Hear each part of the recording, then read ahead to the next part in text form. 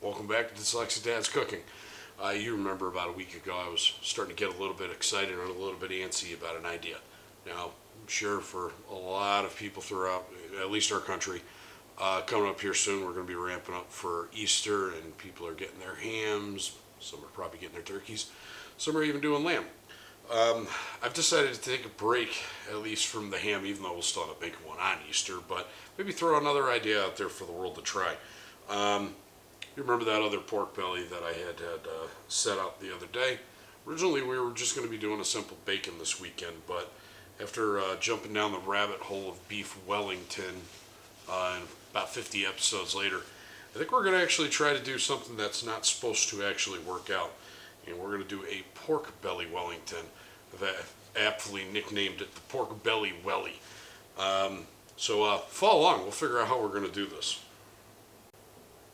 Alright, so here we have it. About a 2.5 pound cut of pork belly.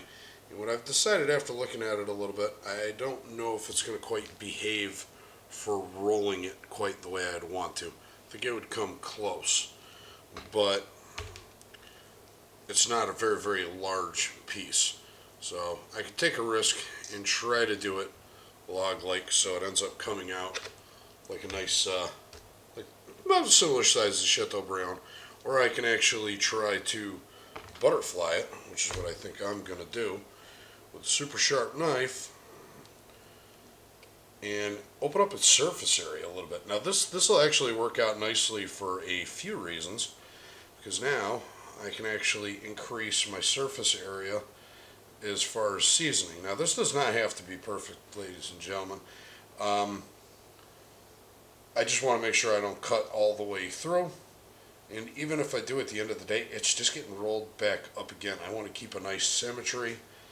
And now, darn cutting board sliding off on me. Now, once we actually get her opened all the way up, I can get seasoning all the way inside of it. I'm going to take a pause for a quick second and put a towel underneath this cutting board so it'll stop walking away from me.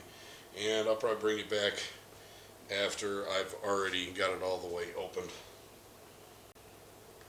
There we go. So much better. Now, like I said, this doesn't have to be perfect. I think for the outside edge of this, I will probably trim maybe a tiny bit of the fat off, not a lot.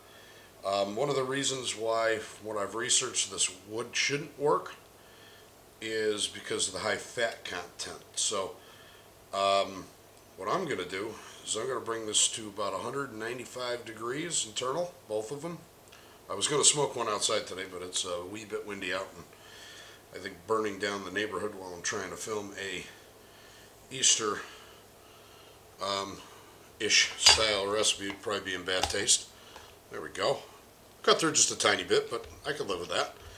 So now look at all this. We got all this beautiful surface area for my seasoning, for my rub.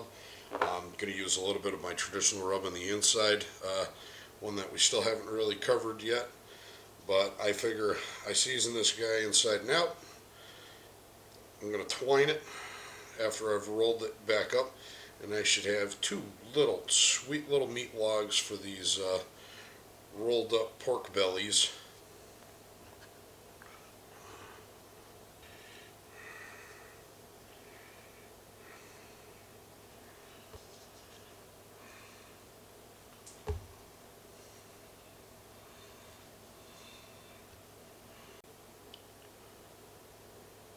Alright, we seem to have figured out the rest of the butterflying. Now we are going to go ahead and tie this guy off. Ta-da! Look at that. We got two beautifully wrapped, butterflied, seasoned from the inside out little pork bellies. Now, I definitely would recommend twining these. My original idea, no bueno. Alright, just a friendly reminder with this recipe. You can't treat it like a traditional beef Wellington. I wouldn't recommend it, at least.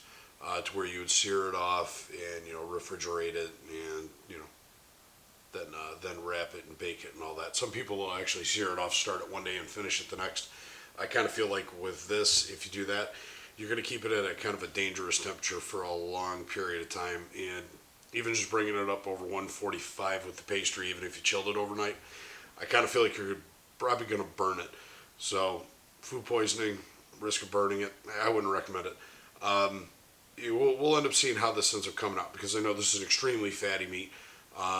Definitely running a risk of burning the crap out of the crust or turn into mush. But we're gonna kind of do a few things to prevent it, because like I said, this is not a traditional version. It's a spin-off. That's why I'm not even gonna really call it the same thing. We'll call it the pork belly welly. With this, I'll probably bring it up to about 190, 195 degrees. I don't want it to be too tender, because I still need to be able to handle it. I'll probably rest it down to about 165 degrees. It's where your instant read thermometer is going to come in real handy. Maybe 160, 165 is where I'll rest it to. And then we'll end up doing the duck-cell, the pancetta, or whichever I have for it. I can't even remember.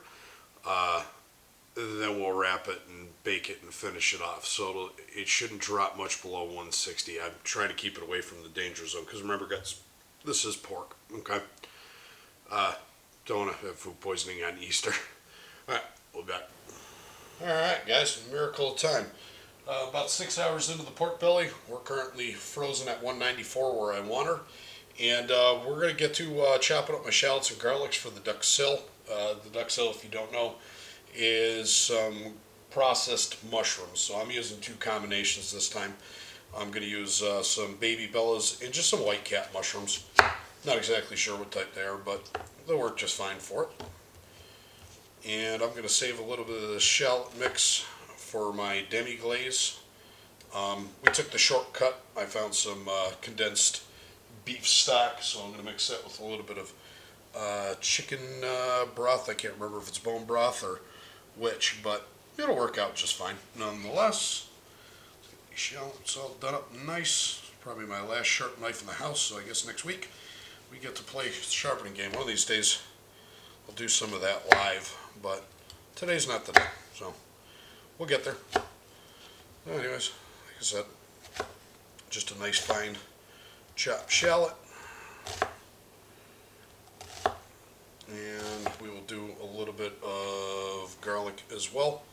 Like I said, I want to save some of this for the actual demi-glaze as well, because I think that'd be a really, really nice touch.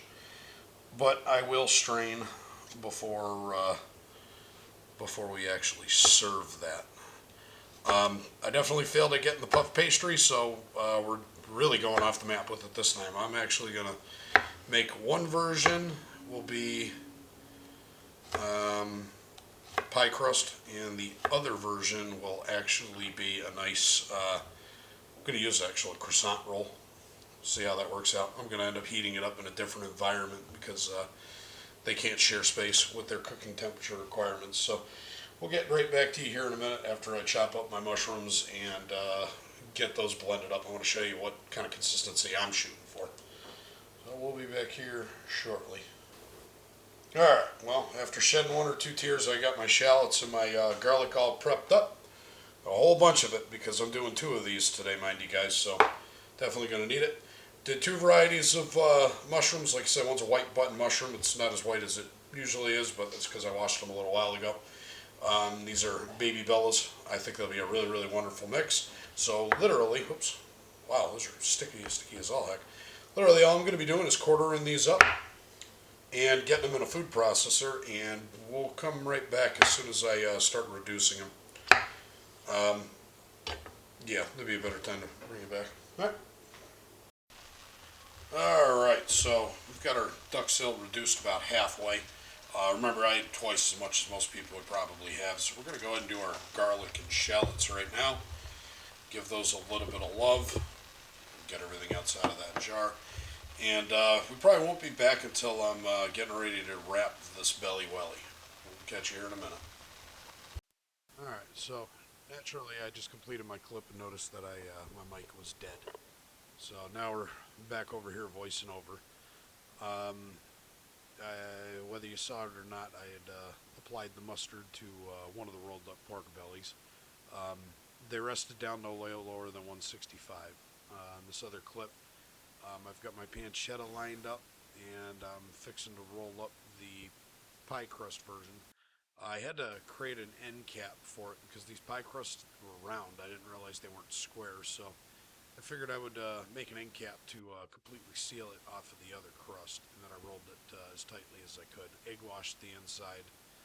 There's a lavish spread in there because I didn't want to make a crepe. It actually served a purpose beautifully, which I found out in the end. I would totally do this again using a pie crust, by the way. It was a phenomenal, phenomenal idea. You obviously noticed by now there isn't any duck sill on this. I only actually had enough for one, and I wanted to try to do it with the croissant version, um, which would be my next crust. The croissant version, the second one that I did, I would totally do it again, but I wouldn't waste my time doing the bottom of it. I would just lay it over like a nice sheet, fit it to shape, and just go from there because not only did it add a great buttery, crispy, flavor to it, and then I added a little bit of flaky salt to it. It really did it as a total justice. Now, again, I would like to try it a traditional way at some point or another, but still with the pork belly. I want to try a smoked version of it and see how that works. Um, I may or may not do the croissant idea again, but I could definitely get behind the pie crust. That came out amazing. The bottom of it was done too. It was a little bit paler, but it still had a nice crisp to it. Even after a 15-minute rest, it didn't bleed through it from the fats that were breaking down. I would say all in all, the pie crust one was the better one, but they both came out pretty darn well. I was really happy with the results. It was, very juicy. It was tender, but it wasn't mushy.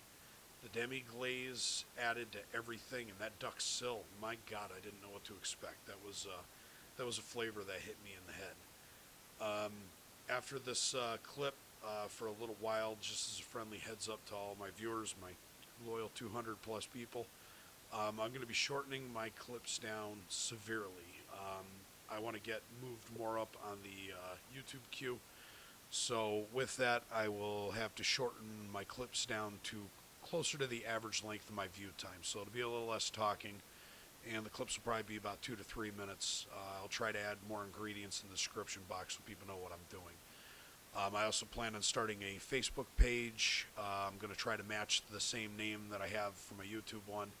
And once we grow big and we start getting a higher quantity of viewers, then I'll start expanding the time of my clips again, and maybe we'll start doing live feed too.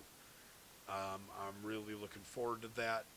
I'm sorry for brief inconvenience for anybody who likes the length, but at the end of the day, if I'm only getting 2 minutes per view on average, it's going to take forever for me to move up in the watch list. So for me to create what YouTube would consider quality footage, then that's fine. That's just what I'm going to have to do. I do appreciate you for coming. My next clip will probably be out Tuesday or Wednesday. Like and subscribe and share. And again, thank you guys for coming to Dyslexic Dad's Cooking. This was a real fun project. I really, really enjoyed the crap out of it, and I look forward to trying it again down the road. Thank you.